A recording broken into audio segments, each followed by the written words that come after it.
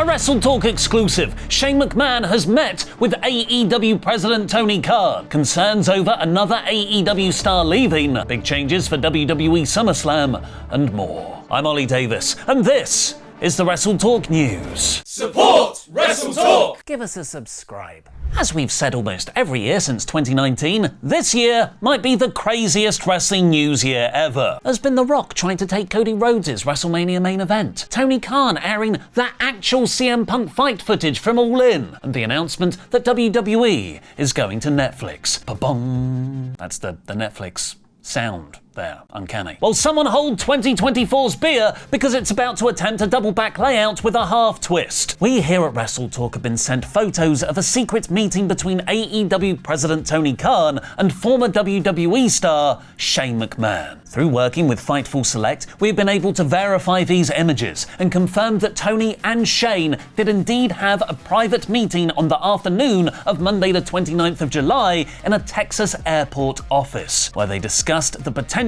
of working together in AEW. This all began over a month ago, when it was revealed on AEW commentator Jim Ross's podcast that Shane had apparently reached out to wrestlers on the AEW roster to talk, hypothetically, about working there. The Wrestling Observer described it as not a pitch to get in or anything, just two people chatting when McMahon said something to the effect of, "Can you imagine if I walked out there on Dynamite?" It's totally not a pitch or anything, but here's my plan for who I would feud with for the next 6 months. In an interview with Sports Illustrated, Khan himself then said, "I heard the rumor he might be interested. I've never met Shane, but we have a lot of mutual friends. I have a lot of respect for him as an executive and a professional wrestler. Shane is always welcome in AEW." Then AEW star Mercedes Moné revealed she bumped into Shane at LaGuardia Airport in New York when she was flying home from the 30th of June's Forbidden Door. Our faces lit up as we got to talking a bit, and before he boarded his flight, he gave me his number. Smooth, Shane. Real smooth. Tony then said in an interview after that Shane is always welcome to stop by. Shane and Tony had never spoken or met before these rumors emerged. Apparently, Khan has been very open backstage to using Shane for weeks, but he hasn't yet told his team about their meeting. Shane is contractually able to become All Elite.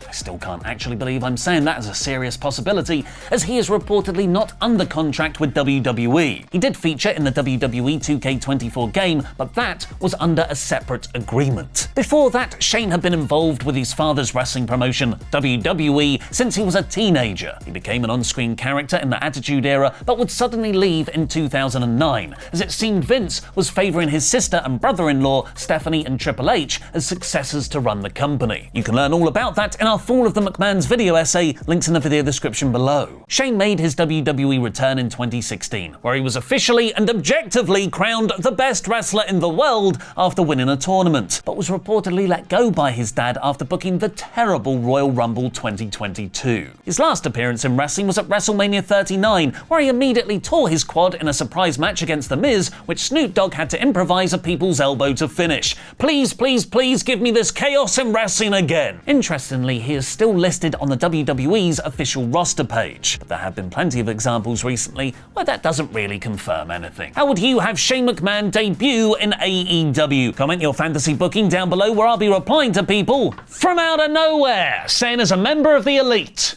Now here's a word from this video's sponsor. So it turns out Big Show has been 3 children sitting on each other's shoulders over the years. Oh, fair dear maiden, so lovely and sweet, will you buy me a ring that is pretty and neat? Sullivan, I'm trying to do the news here. Have you heard, dear Lukey, the deals you can get if you buy from Gentle Bands? A deal awaits you yet. Am I the maiden? Oh, sweet dear maiden, I just want a ring. If you buy it for me, then I swear not to sing. Alright, just so it's clear, if I buy you a ring, you'll stop singing. Yes. Where can I buy you a ring? Click on the link below me. We have such treats for you. Get yourself some jewelry of great value, especially if you just use the code WrestleTalk for 25% off, and it won't be a blow to your wallet and your happiness. It will be a boon, and the quality's so great it will make you swoon. You know that code and blow don't rhyme, right? Oh. No matter, Luke! Dental bands explore unconventional materials to forge a ring that truly expresses your unique style. As a big movie nerd and Jurassic Park fan, Luke chose the Jurassic as it's made from dinosaur bone, letting him pretend we nabbed it from Island Nublar itself. They also developed the chain, so that when you need to remove it from your finger, you can still keep it close around your neck. They're even offering free engraving at the moment to make these rings even more special. Just so we're clear, if I click the link in the video description down below and I use the promo code WrestleTalk, I can get 25% off. Yes. And you'll stop singing. Yes. Can I borrow your phone? Of course you can. I'm going to buy this ring for you now. Thank you, Luke.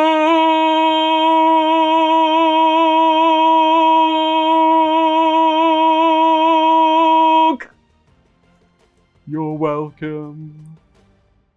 Back to wrestling news. While the last name on an AEW deal could say McMahon, the contract might actually read Goldberg. Nailed that segue. In an interview with Chris Van Vliet, Goldberg revealed that he reached out to Sting in the last year to be a part of his retirement run in AEW, but he realised that would have made it more about him debuting in AEW rather than Sting's retirement, so it didn't happen. Back in April, Goldberg noted that he'd spoken to Tony Khan a number of times in the past, but Bill had decided not to join AEW because he found the product too cheesy. In the Van Vliet interview, Goldberg also noted, "It's hard for me to really pass judgment on their production because I don't watch it." Whether it's Goldberg or Shane McMahon, AEW could need a big mainstream name, as there's concern one of their homegrown wrestlers could be on their way to WWE. Jose the Assistant! And also Daniel Garcia. Jose the Assistant was released by AEW back in April, and he's now posted on X, "Time tick tick tick tick tick tick ticks away, but it only brings one step closer to what is next," with the letters NXT capitalized. "I can wait, but how soon is soon?" And then on the same day as NXT's Great American Bash, the weather in Orlando, Florida is nice today. Fist bump emoji. Jose was Andrade's manager in AEW, but he is also surprisingly hench, so he could be coming in as a wrestler. Daniel Garcia is a far more concerning flight risk though. AEW have given him a sustained push since the C2 tournament last year, where he was most recently building himself up into the international title picture alongside top stars MJF and Will Ospreay. But on the 3rd of July episode of Dynamite, MJF turned heel on Garcia, brutally beating him down and kayfabe putting him in the hospital. Garcia hasn't been seen on TV since. Now Wrestling Observer Live is reporting this isn't just a storyline to build Garcia's heroic return. It's also because his contract is up soon and he hasn't decided whether he's going to stay or go. The injury angle was therefore a way to either write him out of the promotion altogether or have a built-in feud with MJF if he decides to re-sign. Fightful Select have more details on the feud between Will Ospreay and MJF. Apparently their all-in feud over the summer has been in the works for months. This was one of the reasons why Ospreay wanted to fight and lose to Swerve Strickland in their AEW Championship match at Forbidden Door, so fans could get the idea of Ospreay winning the world title at Wembley out of their heads. One thing that wasn't a long-term plan though was their 60-minute match on Dynamite, which wasn't confirmed until relatively recently. MJF won the international title in that match, which he's since renamed the American Championship, which is thought to be a temporary move to get him more heat. The ultimate goal of this feud is to elevate the international championship.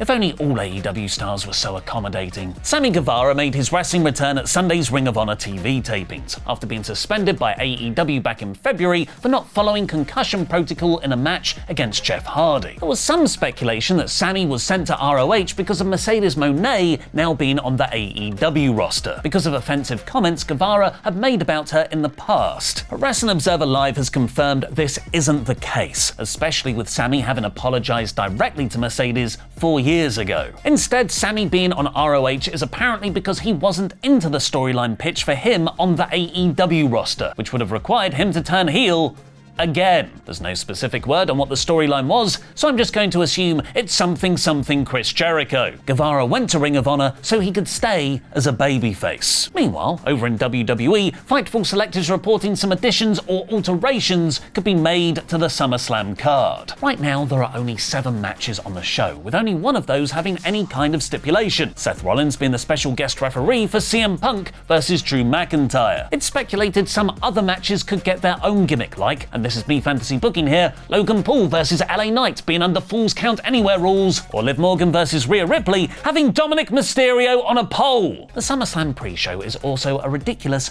3 hours long, pretty much the same length as the main card itself, which will go head-to-head with AEW Collision on TV, so some match announcements are expected there too, like something, The Final Testament. Going up against both SummerSlam and the Olympics will likely spell disaster for Collision at Sacrifice, as last Saturday's episode drew 382,000 viewers, which is down 19% from the previous week, and the Battle of the Belts special that immediately followed drew the show's lowest ever viewership with just 308,000 and a 0.09 rating in the 18 to 49 demo. Somehow though, Olympic competition only made Raw stronger. Monday's Go Home show for SummerSlam, where, in true WWE Go Home style, nothing happened, drew 1.14 million viewers and a 0.51 rating despite being bumped to the Sci-Fi channel because of USA's Olympics coverage. That might have been the wrong programming choice. As Raj Giri is reporting, Raw was #1 on cable last night in the 18 to 49 demo. It beat the Summer Olympics primetime on USA Network in total viewership and in the 18 to 49 demo